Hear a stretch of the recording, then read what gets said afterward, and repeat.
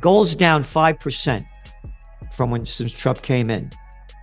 That's exactly in line what happened when he came in 2016. Then it went down almost 12% because he sells the line that it's going to be pro-economy. And the dollar's getting stronger rather than weaker. Silver was down 13% after Trump's 2016 election. In today's news recap, silver outshines gold with over 20% returns in 6 months. What is propelling it? Silver has given an impressive return of 20.25% in the past 6 months, compared with gold's return of 10.29%. Silver sales witnessed a sharp spike in the recent weeks, especially ahead of Donteras this year. Investors not only bought it in physical form, but also in the form of exchange-traded funds. Silver has given an impressive return of 20.25% in the past 6 months, compared with gold's return of 10.29%. Rating agency in its report said the total number of folios under silver ETFs increased by nearly 215% to touch 4.47 lakh in October 2024, up from 1.42 lakh in the same period last year. Net inflows grew by 24% at 643.1 rupees in October 2024, as against 518 rupees last year. Silver ETFs registered an unprecedented surge, with the assets under management growing by over fourfold to touch 12,331 crore rupees in October 2024, up from 2,844.76 crore rupees in October 2023, it added. While gold ETFs have been in the market for quite some time now, silver ETFs were launched as recently as 2022. Ashwini Kumar, Senior Vice President and Head Market Data at ICRA Analytics, said the number of silver ETFs, which stood at 8 in April 2023, has increased to 12 in August 2024. If domestic inflationary pressures and geopolitical instability continue to persist, then silver may continue to witness upbeat demand. The market may see the launch of more silver ETFs in the coming months as its role in investor portfolio diversification, investment, and management becomes more crucial. Silver prices are expected to remain attractive, as the expectation is that the U.S. Federal Reserve will continue to cut interest rates in the coming months, giving a boost to silver prices. Besides, geopolitical tensions may prompt risk-averse investors to invest in safe haven assets like silver. Demand for silver is expected to remain upbeat due to its usage in electronics and green technologies. Moreover, investors often prefer investment in silver for portfolio diversification, and it is often seen as a hedge against inflation. This apart, cut in customs duty and change in taxation structure has made silver investment more attractive, Kumar said. Now, before we dive back into the best clips, I've got a deal you cannot afford to ignore. Black Friday's here, and so is your chance to lock in ultimate online security with NordVPN. Listen up. This is especially for you stackers out there. Keep your data safe, stay anonymous, and grab this exclusive offer. 3 extra months free, plus a 30-day money-back guarantee. Check the link in the pinned comment. Don't miss out. And one of our top trends for 2024, a golden year for gold. Gold was selling then at $2,041 when we made that forecast. So what happened? The wild card was played. Trump came in. We just talked about Ukraine war. There was fear of World War III escalating. Those war fears have calmed down. And Trump's selling the BS too, that he's going to stop the Middle East war, the Israel war, which I don't believe he's going to do. But anyway, those fears are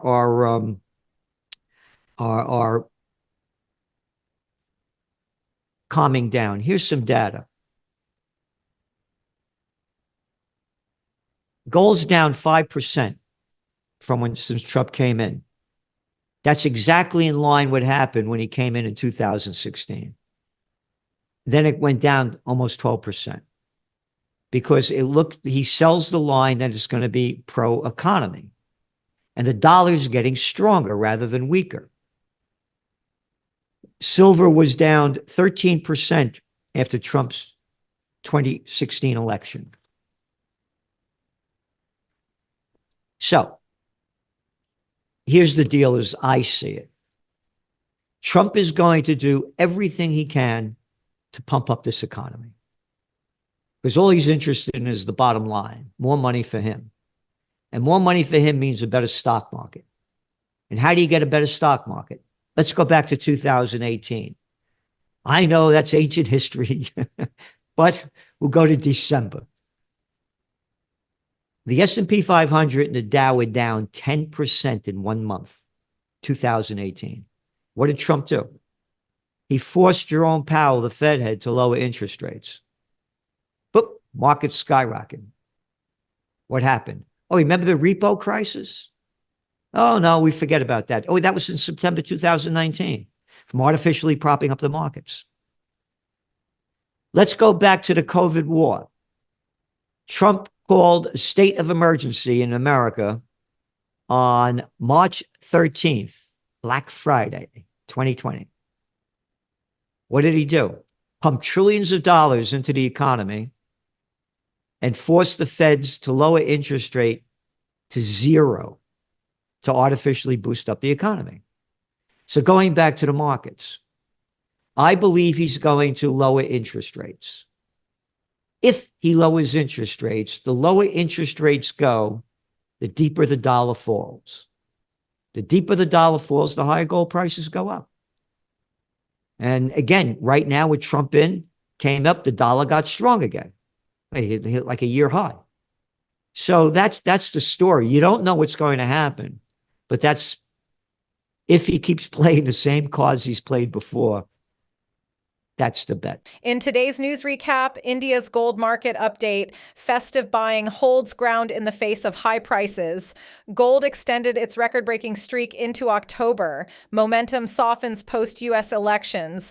Gold continued its rally in October for the fourth consecutive month, hitting multiple fresh highs and closing the month with a gain of almost 5% at $2,779 per ounce. The price rise was driven by event risk and uncertainty surrounding the U.S. elections, along with escalating geopolitical tensions, which outweighed the higher opportunity cost for gold on account of a stronger U.S. dollar and higher bond yields. The rally in gold paused post the U.S. election as the dollar strengthened and Treasury yields rose. In fact, both international and domestic gold prices have fallen by 8% since the end of October. Despite this recent pullback, gold remains one of the best performing assets this year, with a YTD return of 17% in Indian rupee terms at the time of publication. Gold in the domestic market has been trading at a slight discount to its international counterpart since mid-August, reflecting a balanced demand-supply dynamic. Following the sharp import duty cut in July, the flow of smuggled gold into the country has almost ceased, making way for official imports. Despite record high prices, consumer buying during Diwali was strong in both gold jewelry and bars and coins. Markets and media reported higher footfall at jewelry stores and robust buying of coins via online as well as offline platforms. Promotional events and marketing campaigns undertaken by jewelers to lift sales. Indian gold ETFs continued to attract strong inflows in October, fueled by a favorable gold price momentum and increased volatility in domestic stock markets. The long-term capital gains treatment for gold, which was announced in July, has provided a continued boost, as reflected in the significant rise in inflows since that time. Now, we'll show you more clips, but first, check out our exclusive Black Friday VPN deal. VPNs are an essential way to keep your data private and secure. And with this massive discount, it'll cost just a few bucks. It's a no-brainer. Plus, you'll get 3 extra months free and a 30-day money-back guarantee. Check the link in the pinned comment. Don't miss it. Got the election wrong. I thought Harris was going to win. And the reason I thought, again, we only go by data. You go back to Howard Trend's journal in May of 2022. That's when the midterm elections started heating up in America. And then, of course, they voted in November. Inflation was 9%. Biden's ratings were in the toilet. The Republicans did lousy in the midterm elections. You know why? One issue: abortion. They were anti-abortion, and that's when Harris hit the campaign trail. We wrote about it as it was happening in 2022. We thought abortion would be a major issue again. Now, we're going back to talk about what you're talking about, the economy. You look at the data coming out from the surveys of America's consumers' attitude. It hit a 4-year high and has been up in the last 4 months before the election. We thought she'd get the black vote, because go to the web, people say, oh, she's not black. I'm not saying what color she is. I'm using her language. Go to the White House and she calls herself a black American, an Asian ancestry. Anyway, we thought she'd get the black vote. Oh, she's Jamaican. We thought she'd get the Latino vote. She didn't get any of the votes. She went down on all of them. Matter of fact, there were 10 million, about 10, 11 million less Democrats that went out to vote in this year than in 2020 when Biden ran against Trump. Why? You look at the polls when they left the election, after they voted. It's the economy. People are suffering. So Wall Street has nothing to do with Main Street. And the people are going down. That's why he won. That was the major issue. What's going on with the genocide being committed by the United States and its allies supporting the Israel war, the Ukraine war? Only 4% of America's voters saw global issues as a primary issue. So it goes back to the economy. And he's going to do everything he can to prop up this economy. Look what's going on with Bitcoin. Assistant to the Secretary of the New York State Senate. I was on the other side. I got a picture when I picked up Ronald Reagan at the Chicago Hilton when I was 30 years old. I've been with presidents, prime ministers, and princes. The people in politics are the lowest pieces of scum you could find on earth. Arrogant little boys and girls. Look at the clown show. Olaf Schultz. One jerk after another, bareback. Look at NATO. Look at the EU. Look at the clown freak show. The government destroyed the country with all their bureaucratic crap. And let's go back to the facts. Go back to 2019. Just before the COVID war that began in January 2020, when China launched it on their Chinese Lunar New Year, the year of the rat.